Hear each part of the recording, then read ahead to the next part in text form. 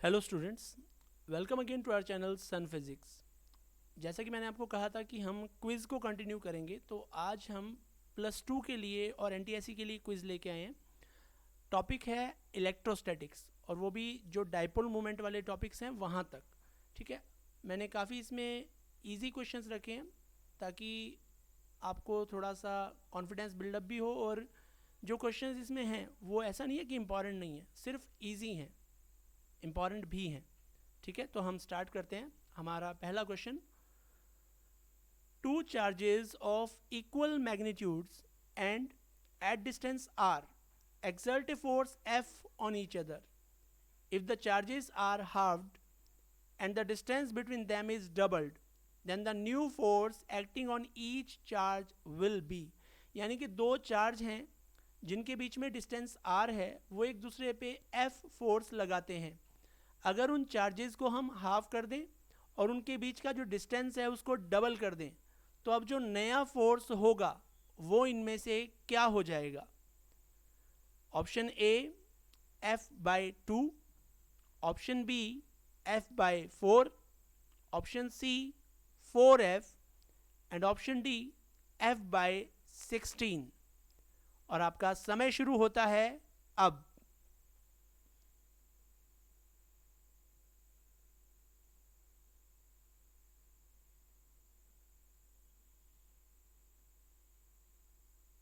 Time up.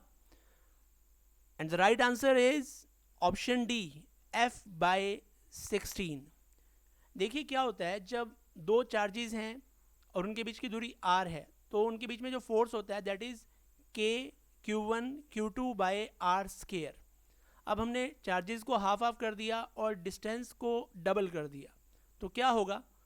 देखिए, पहले हमारे पास फॉर्मूला था F=K, दोनों चार्ज सेम थे तो Q1 Q2 Q हो गया, तो Q²/r²। Q को हाफ किया, R को डबल किया, तो नया फोर्स मान लिया F' हो गया, तो F' हो जाएगा K, Q की जगह Q/2 स्केयर बाय R की जगह 2R, क्योंकि डिस्टेंस को डबल कर दिया है। तो इनकी वैल्यूज जब हम सॉल्व करेंगे तो ये आ जाएगा K(Q²/16R²। इसमें से K(Q²/r²) तो F ही है, सो F' विल बी F/16। बहुत ही सिंपल क्वेश्चन था, बिल्कुल बेसिक, जो आपका कूलम्स लॉ है उसके ऊपर बेस्ड। ठीक है, चलिए अगले प्रश्न की ओर चलते हैं। Next question number 2, a metallic sphere having no net charge is placed near a finite metal plate carrying a positive charge. The electric force on the sphere is, यानी कि एक मेटेलिक स्फीयर है जो न्यूट्रल है, उसके ऊपर कोई net charge नहीं है, उसको हम एक फाइनाइट मेटल प्लेट के ऊपर रखते हैं, मतलब उसके ऊपर लेके आते हैं जो कि पॉजिटिवली चार्ज है। तो आपको बताना है कि जो इलेक्ट्रिक फोर्स ऑन स्फीयर होगा वो कैसा होगा। Option A towards the plate, option B away from the plate, option C parallel to the plate, and option D 0। And your time starts now.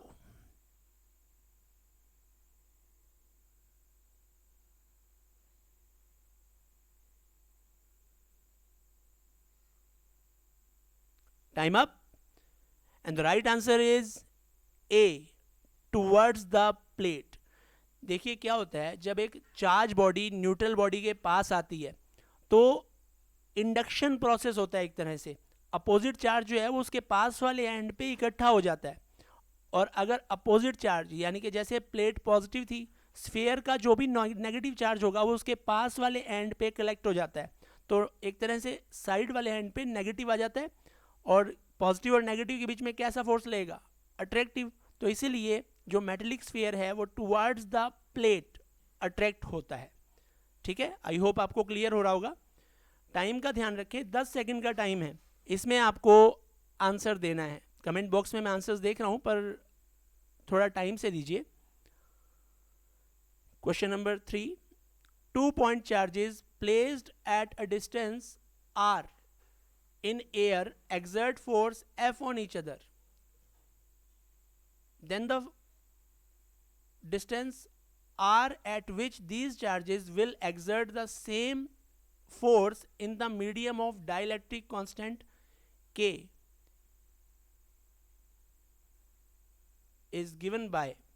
इसका मतलब दो चार्ज हैं, वो एक सर्टेन डिस्टेंस f पे हैं एयर में, और उनके बीच में जो फोर्स लग रहा है वो f लग रहा है। अगर हम डिस्टेंस r डैश पे उनको रख दें और जो फोर्स लग रहा हो वो उतना ही लग रहा हो जितना पहले लग रहा था, यानी कि सेम फोर्स, लेकिन जो मीडियम उनके बीच में अब भरा गया है उसका डाइलेक्ट्रिक कांस्टेंट k है, तो r डैश किसके बराबर होगा? r के बराबर, option A. Option B r by k के बराबर होगा। Option C r by root k के बराबर होगा, या फिर option D r root k के बराबर होगा। आपका समय शुरू होता है अब।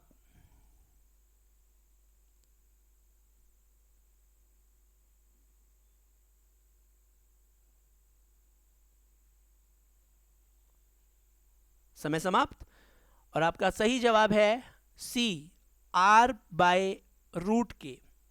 देखिए कैसे होगा। हमारे पास है f equal to F dash, तो दोनों केसेस में चार्ज तो सेम है, q1 q2 by 4 pi epsilon naught r square पहले केस में। दूसरे केस में जो डिस्टेंस है उसे r डैश ले लेंगे, और क्योंकि डाइलेक्ट्रिक आ गया बीच में तो k से मल्टीप्लाई भी कर देंगे नीचे। अब इन दोनों को इक्वल रखते हैं, q1 q2 cancel, 4 pi epsilon naught cancel, तो आपके पास रिजल्ट आ जाता है r dash is equal to r by root k. चलिए नेक्स्ट क्वेश्चन की ओर आते हैं। Question number 4। A charge q1 exert a force on the second charge q2 if the third charge q3 is brought near q2 to then the force exerted by q1 on q2, यानी कि एक q1 charge है वो दूसरे charge q2 पे कोई force लगाता है। अब हमने क्या किया, q2 के पास में कोई चार्ज q3 ले आए, तो अब q1 का q2 पे कितना फोर्स लगेगा? आई थिंक क्वेश्चन समझ में आ गया होगा। ऑप्शन ए डिक्रीजेज, पहले से डिक्रीज हो जाएगा। ऑप्शन बी इंक्रीज हो जाएगा। Option C remains the same, and option D increases if q3 is of same sign, यानी कि अगर q3 q1 के सेम साइन का है तब तो इंक्रीज हो जाएगा, और अगर अपोजिट साइन का है तो डिक्रीज हो जाएगा। तो इनमें से कौन सा ऑप्शन है वो आपको चूज करना है। आपका समय शुरू होता है अब।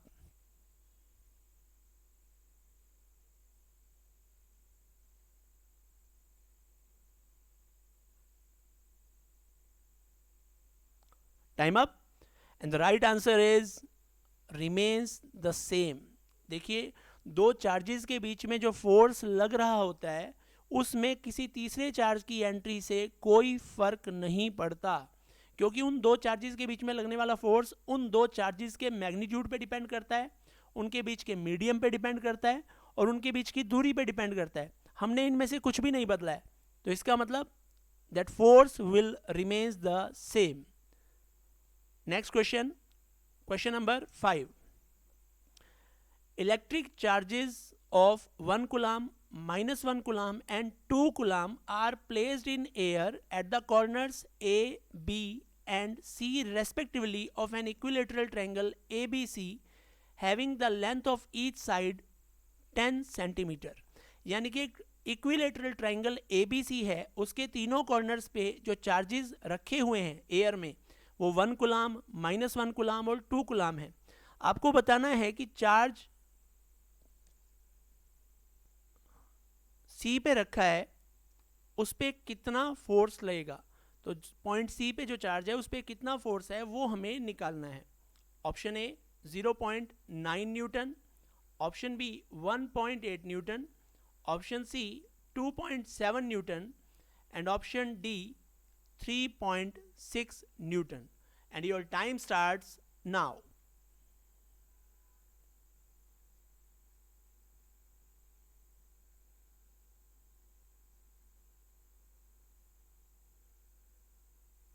Time up, and the right answer is B, 1.8 Newton.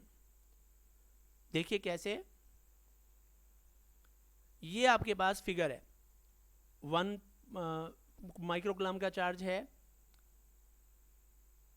A point पे, -1 माइक्रोकूलम का है बी पॉइंट पे, और +2 माइक्रोकूलम का चार्ज है सी पॉइंट पे।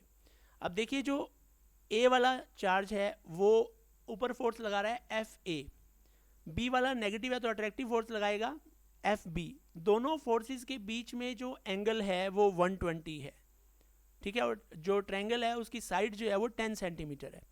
तो मान लिया F A is the force on charge C due to A, and F A की वैल्यू क्या आ जाएगी, के Q1 Q2 by R square वाले फॉर्मूले से सॉल्व करके 1.8 न्यूटन आ जाती है। इसी तरह से एफ बी जो है वो सी पे बी वाले चार्ज के कारण लगने वाला फोर्स है, तो सेम फॉर्मूला लगाएंगे के Q1 Q2 by R square, उतना ही फोर्स आएगा। अब ध्यान दीजिए दोनों फोर्स बराबर हैं लेकिन उनके बीच में जो एंगल है वो 120 है, तो नेट फोर्स ऑन सी इन दोनों का वेक्टर सम हो जाएगा। वेक्टर सम के लिए एंगल इंपॉर्टेंट होता है, फॉर्मूला लगाएंगे सीधा, F net is equal to root F A square plus F B square plus 2 F A F B cos 120। I think आपको याद आ गया होगा वेक्टर एडिशन में resultant R is equal to root A square plus B square plus 2 A B cos theta, जहाँ theta A और B के बीच में एंगल होता था। तो वही हमने फॉर्मूला लगाया, दोनों वैल्यूज हमारे पास हैं वो हम यहाँ रखते हैं और इसको सॉल्व करके आ जाता है 1.8 न्यूटन। ठीक है, चलिए अब आगे चलते हैं। Next question, question number 6, a conductor has 14.4 into 10 raised to the power -19 coulomb positive charge. The conductor has, यानी कि एक कंडक्टर है जिसके ऊपर चार्ज गिवन है और पॉजिटिव चार्ज है, तो आपको बताना है कि जो कंडक्टर है that has 9 electron in axis, 27 electron in short, 27 electron in axis and 9 electron in short. आपका समय शुरू होता है अब।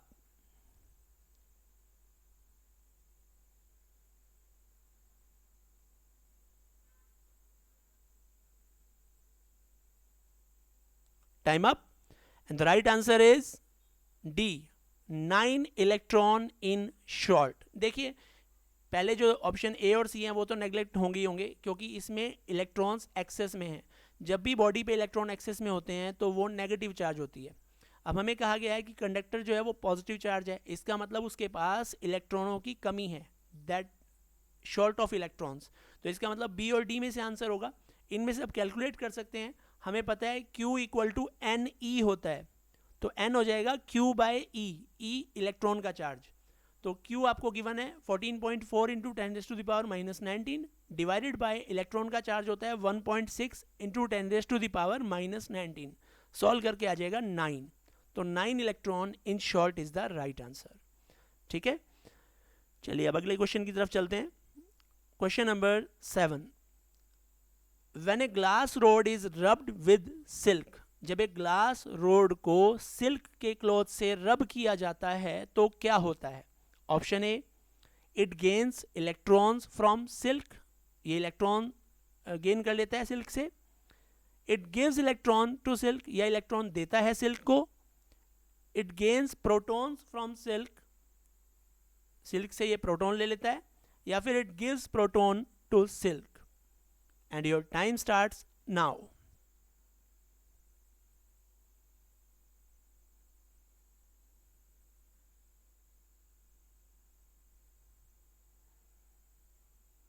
Time up, and the right answer is it gives electron to silk.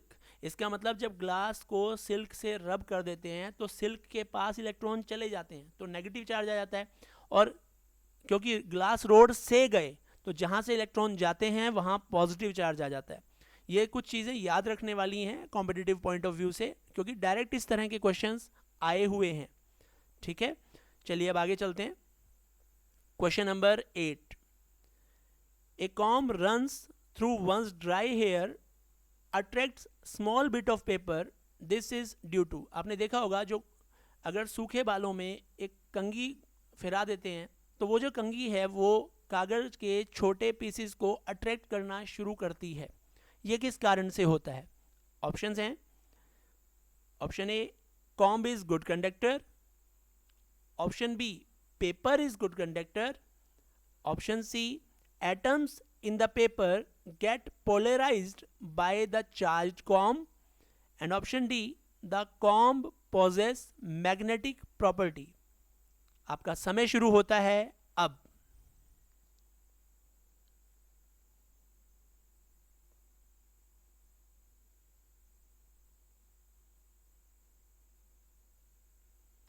And the right answer is C.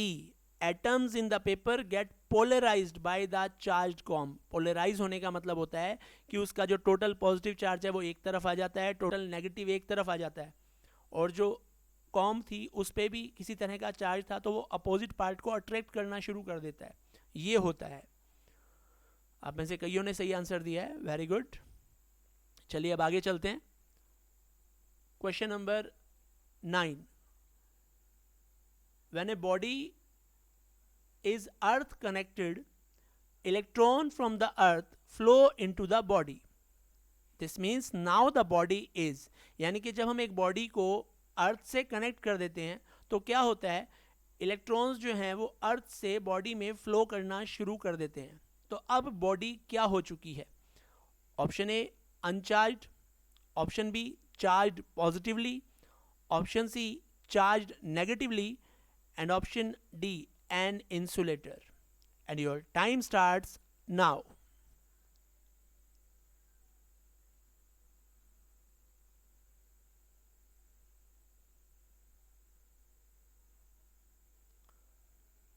Time up.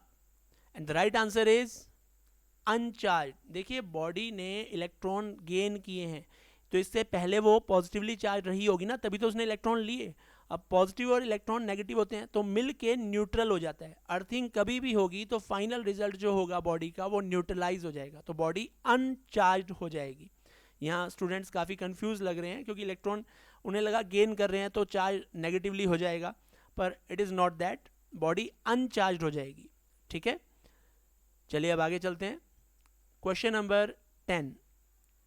If A charge body attracts another body, the charge on the other body, यानी कि अगर एक charge body दूसरी body को attract कर रही है तो दूसरी बॉडी पे जो चार्ज है वो कैसा होगा?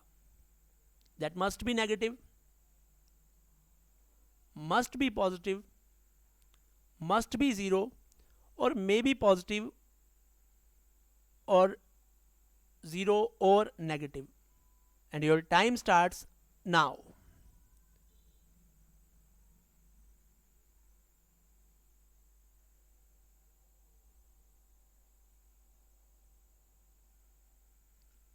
Time up. And the right answer is it may be positive, negative और जीरो. देखिए एक चार्ज बॉडी है, दूसरी बॉडी को वो अट्रैक्ट कर रही है, तो हो सकता है एक बॉडी पॉजिटिवली चार्ज हो दूसरी नेगेटिव चार्ज हो, या ये वाली नेगेटिव हो दूसरी पॉजिटिव हो, या फिर ये पॉजिटिव हो या नेगेटिव हो दूसरी न्यूट्रल हो. तो अट्रैक्शन तो कभी भी हो सकता है, तो इसीलिए option D is the right option. चलिए अब अगले क्वेश्चन की ओर चलते हैं. Question number 11. The sure test of electrification is, electrification का जो श्योर टेस्ट है वो क्या है? Option A attraction, option B repulsion, option C friction, and option D induction. And your time starts now.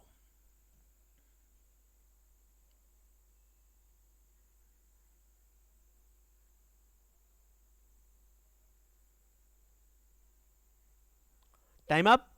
And the right answer is repulsion. Repulsion is the sure test of electrification. कोई body अगर electrify हुई है तो वो दूसरी body से अगर repel हो रही है तो इसका मतलब वो चार्ज है, अदरवाइज न्यूट्रल बॉडी तो अट्रैक्ट हो जाती है. तो attraction is not the sure test. दूसरी बात फ्रिक्शन जो है वो तो किसी भी बॉडीज में हो सकता है, दो अनचार्ज बॉडी में भी हो सकता है. इंडक्शन भी न्यूट्रल बॉडी में हो सकता है, लेकिन रिपल्शन जो होगा वो केवल एक चार्ज बॉडी ही दूसरी चार्ज बॉडी को रिपेल कर सकती है. अनचार्ज बॉडी चार्ज बॉडी को नहीं कर सकती, चार्ज बॉडी अनचार्ज को नहीं कर सकती. ठीक है, तो आई होप ये कंसेप्ट क्लियर हो गया होगा. Next question, question number 12. Earthing is done. Earthing की जाती है क्यों? टू सेव इलेक्ट्रिसिटी, बिजली बचाने के लिए। Option B, to avoid fatal electric shock, जानलेवा बिजली के झटके से बचने के लिए। टू मेक अप्लायंसेस एफिशिएंट, जो आपके बिजली के उपकरण हैं उनको और ज़्यादा उनकी क्षमता बढ़ाने के लिए। और none of these. And your time starts now.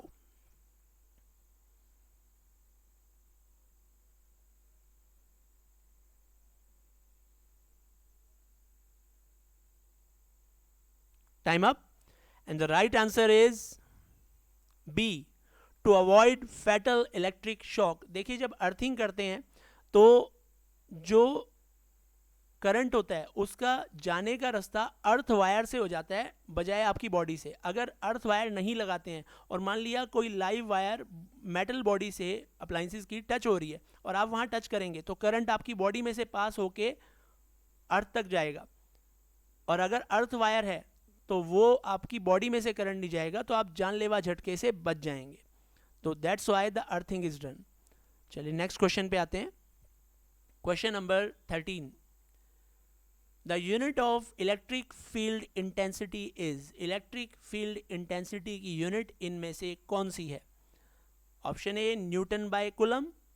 Option B, joule by coulomb. Option C, volt metre. And option D, newton by metre. And your time starts now.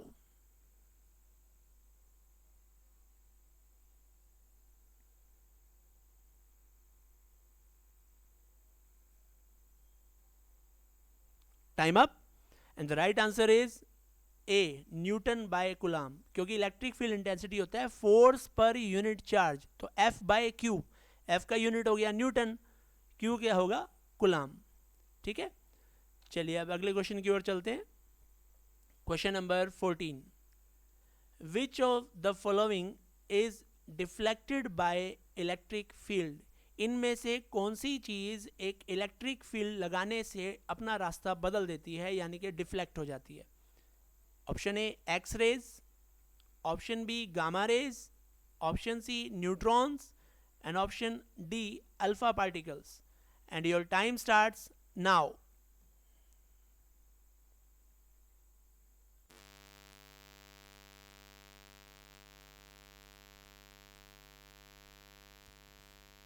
Time up. And the right answer is D, alpha particles. देखिए, electric field पे असर, electric field का असर जो है वो केवल charge particles पे होता है। जो एक्स रेज हैं या जो गामा रेज हैं या न्यूट्रॉन्स हैं, ये न्यूट्रल हैं। बल्कि गामा रेज और एक्स रेज तो मासलेस पार्टिकल्स भी हैं, ये केवल इलेक्ट्रोमैग्नेटिक रेडिएशन है ये दोनों। न्यूट्रॉन्स जो हैं वो न्यूट्रल पार्टिकल हैं, तो इस पर इलेक्ट्रिक और मैग्नेटिक फील्ड का कोई असर नहीं होता। अल्फा पार्टिकल क्या है? Alpha particle are helium nucleus particles. तो न्यूक्लियस किसी का भी पॉजिटिव होता है, यानी कि पॉजिटिव चार्ज जो होंगे तो इलेक्ट्रिक फील्ड और मैग्नेटिक फील्ड दोनों का उन पे असर होगा। ठीक है, चलिए अगले क्वेश्चन की ओर आते हैं। Question number 15, the electric field due to a charge at a distance of 3 metre from it is 500 newton per coulomb. The magnitude of the charge is, यानी कि एक चार्ज से 3 मीटर की दूरी पे जो इलेक्ट्रिक फील्ड है वो कितना है?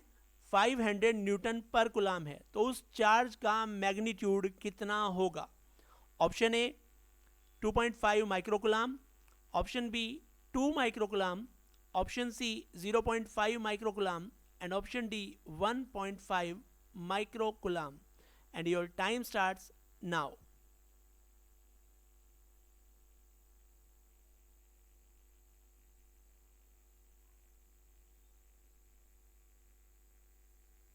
Time up. And the right answer is C, 0.5 microcoulomb. देखिए, बड़ा सिंपल सा फॉर्मूला होता है। हमें पता है कि electric field E is equal to K Q by R square. K की वैल्यू 9 इंटू 10⁻9 रखते हैं, क्यू बाई आर स्केयर। तो यहाँ से E की वैल्यू 500 गिवन है, 9 इंटू 10⁻9 बाई डिस्टेंस 3 मीटर का दे रखा है तो 3 स्केयर कर देंगे। इसको सॉल्व करेंगे तो रिजल्ट Q आ जाएगा 0.5 माइक्रोकूलम। ठीक है, चलिए अब आगे चलते हैं। Question number 16, the unit of physical quantity obtained by the line integral of electric field is, यानी कि वो फिजिकल क्वांटिटी जो कैसे ऑब्टेन होती है, इलेक्ट्रिक फील्ड का लाइन इंटीग्रल करके, यानी कि इंटीग्रेशन EDL, उसकी यूनिट क्या होगी? Option A newton per coulomb, option B volt by metre, option C joule per coulomb and option D coulomb square per newton metre square. आपका समय शुरू होता है अब।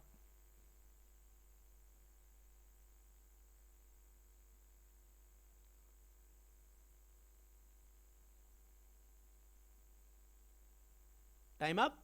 The right answer is C, joule per coulomb. देखिए electric field का line integral जो है वो पोटेंशियल डिफरेंस होता है, तो पोटेंशियल डिफरेंस की यूनिट वोल्ट या जूल पर कूलाम होती है।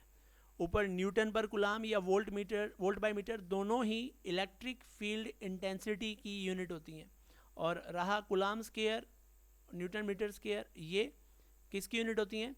This is epsilon naught. ठीक है, तो बचा आपका C, joule per coulomb. I hope ये आप याद रखेंगे। चलिए आगे चलते हैं।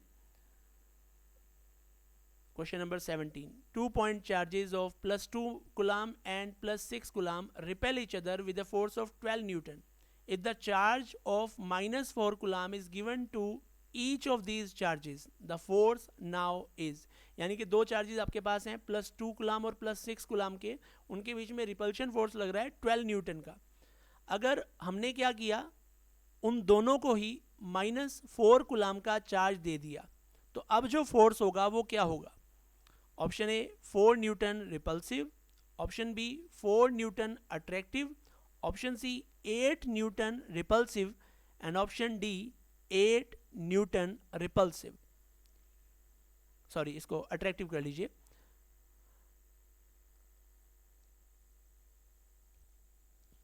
Eight newton attractive. और आपका समय शुरू होता है अब।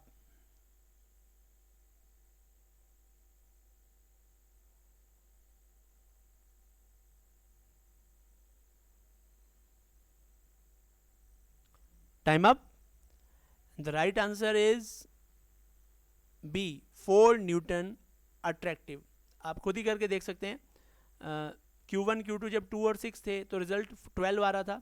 अब जो Q1 की वैल्यू हो गई वो -2 हो गई, Q2 की वैल्यू +2 हो गई, तो इनका प्रोडक्ट जो आएगा वो -4 आएगा। और क्योंकि एक पॉजिटिव है एक नेगेटिव चार्ज हो गया है, तो दोनों के बीच में जो फोर्स लगेगा दैट विल बी अट्रैक्टिव, तो रिपल्सिव तो होने का सवाल ही नहीं है। ठीक है, आई होप ये क्लियर हो गया होगा। चलिए अब आगे चलते हैं। Question number 18।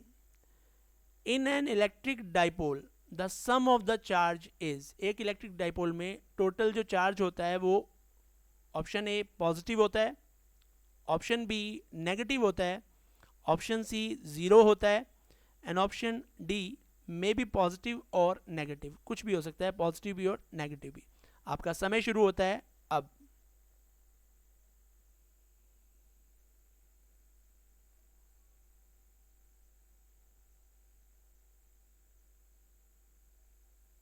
Time up. The right answer is C, 0। Very good, आप लगभग सभी ने आंसर इसका सही दिया है।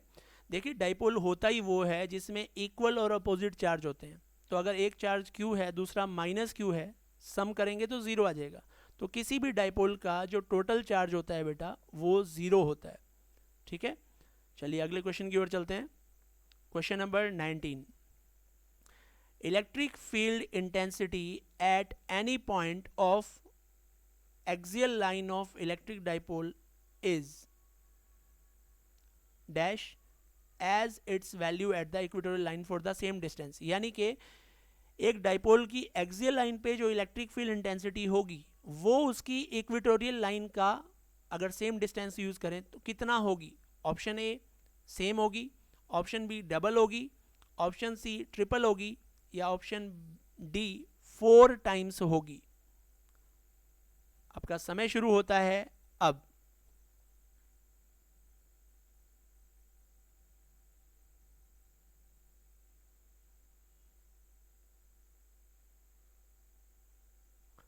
Time up. And the right answer is B, double. देखिए जो एक्सियल लाइन पे फॉर्मूला होता है वो होता है 2kp/r³। और इक्वेटोरियल पे उसी डिस्टेंस के लिए होता है के पी बाई आर क्यूब। तो 2 kp बाई आर क्यूब और kp बाई आर क्यूब में क्या रिलेशन है, पहले वाला डबल है ना दूसरे से, तो इसका मतलब एक्सियल पे जो फील्ड होता है वो उसी डिस्टेंस पे इक्वेटोरियल का डबल होता है। ठीक है, चलिए next question, question number 20। Dipole of electric dipole moment P is placed in uniform electric field E if theta is the angle between the positive direction of P and E, then the potential energy of dipole is largest when theta, यानी कि P और E के बीच में जो angle है वो theta है, तो पोटेंशियल एनर्जी लार्जेस्ट कब होगी, जब थीटा A π/4 होगा, B π/2 होगा, C पाई होगा, या D 0 होगा। And your time starts now.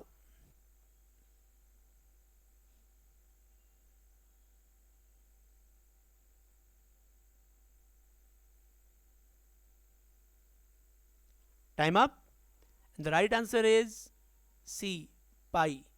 देखिए पाई पे जो एनर्जी हो जाती है वो प्लस पीई हो जाती है, पोटेंशियल एनर्जी ये मैक्सिमम होती है, माइनस पीई होती है जीरो पे। तो इसका मतलब जब भी डाइपोल मूवमेंट और इलेक्ट्रिक फील्ड सेम डायरेक्शन में होंगे तो उनकी एनर्जी मिनिमम, और अगर अपोजिट डायरेक्शन में होंगे तो उनकी एनर्जी, पोटेंशियल एनर्जी मैक्सिमम होगी।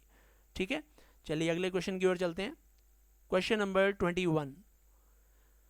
फॉर द अबव पैरामीटर्स, यानी कि जो ऊपर वाले पैरामीटर्स हमने लिए हैं, पी डाइपोल मूवमेंट के लिए, ई इलेक्ट्रिक फील्ड के लिए, the orientation of dipole for stable equilibrium, dipole की क्या ओरिएंटेशन होनी चाहिए स्टेबल इक्विलिब्रियम के लिए, यानी कि थीटा की वैल्यू पूछी जा रही है। π/6, बी π/3, सी 0 और D π/2।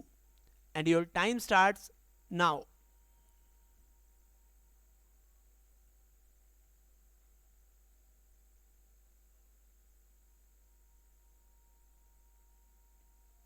Time up.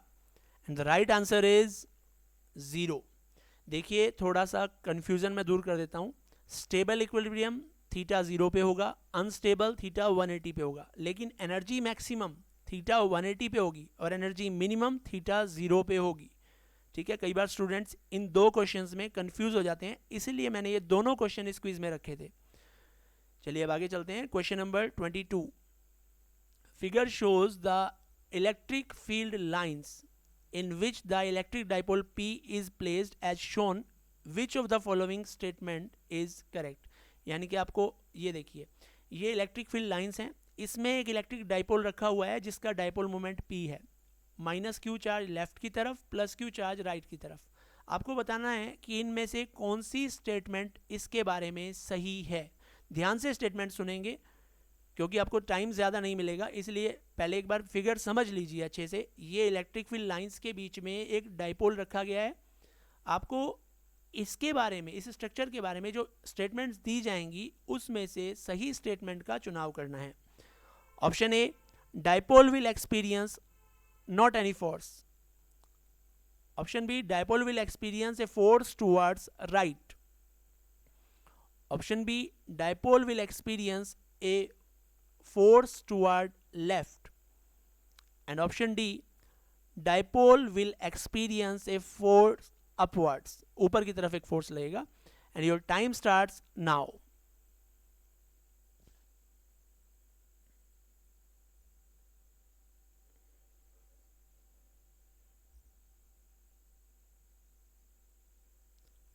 time up।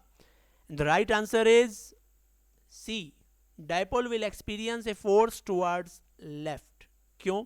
देखिए दोनों चार्ज बराबर हैं, लेकिन जो फील्ड है वो लेफ्ट साइड में ज़्यादा है, राइट साइड में कम है, तो ज़्यादा फोर्स जो लगेगा वो लेफ्ट साइड में लगेगा, राइट साइड में कम लगेगा, इसलिए जो नेट फोर्स हो जाएगा बेटा वो लेफ्ट साइड में हो जाएगा। दैट्स वाई, और option C is the right option. चलिए आगे चलते हैं। Question number 23। A charge Q is lying at the midpoint of the line joining two similar charge Q. The system will be in equilibrium if the value of Q is, यानी कि एक Q charge है,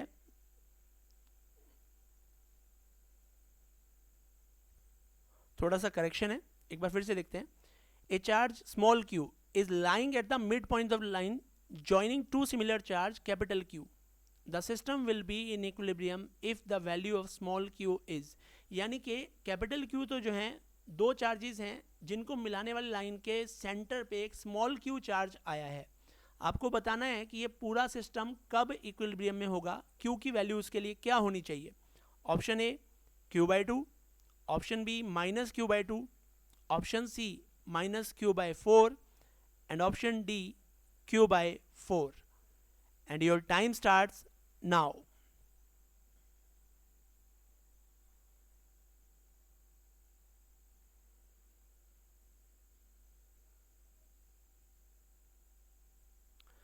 Time up. And the right answer is C -q/4. देखिए question थोड़ा सा tricky है. जब equilibrium में है तो नेट फोर्स जो होगा ना वो तीनों चार्जेस पे जीरो होगा, लेफ्ट हैंड वाले पे भी, राइट हैंड वाले पे भी, सेंटर वाले पे भी. लेकिन इसको सॉल्व करने के लिए हम सेंटर वाले चार्ज पे नेट फोर्स जीरो लेके नहीं चलेंगे, या तो लेफ्ट हैंड वाले पे लेके चल दो या राइट हैंड वाले पे, तब आपका ये रिजल्ट आएगा, अदरवाइज ये रिजल्ट नहीं आएगा. ठीक है, चलिए अगले क्वेश्चन की ओर चलते हैं. Question number 24.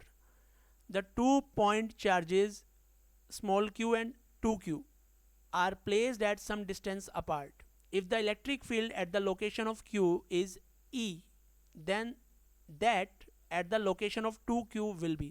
यानी कि दो चार्ज हैं q और 2q, एक दूसरे से कुछ दूरी पे रखे हैं. अगर जो q चार्ज है उसकी लोकेशन पे इलेक्ट्रिक फील्ड की वैल्यू कैपिटल E है तो 2q वाली लोकेशन पे इलेक्ट्रिक फील्ड कितना होगा. Option A 3e, option B E/2, option C E and option D 2E/3. बहुत सिंपल क्वेश्चन है. आपका समय शुरू होता है अब.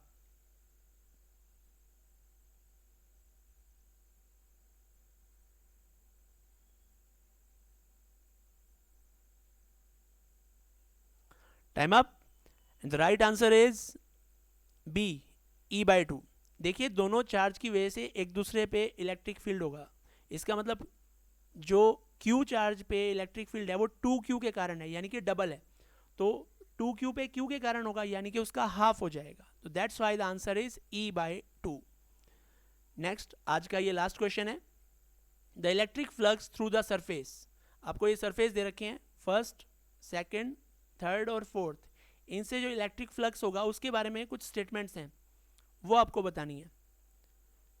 Option A in figure fourth it is largest, option B in figure third it is least, option C in figure 2 is same as 3 but smaller than figure 4, यानी कि 2 और 3 में सेम होगा लेकिन वो 4 वाले से कम होगा.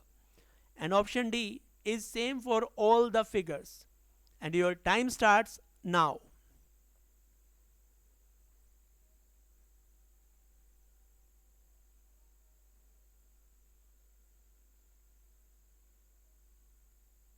Time up.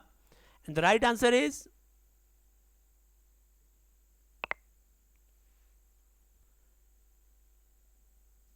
it will be option D.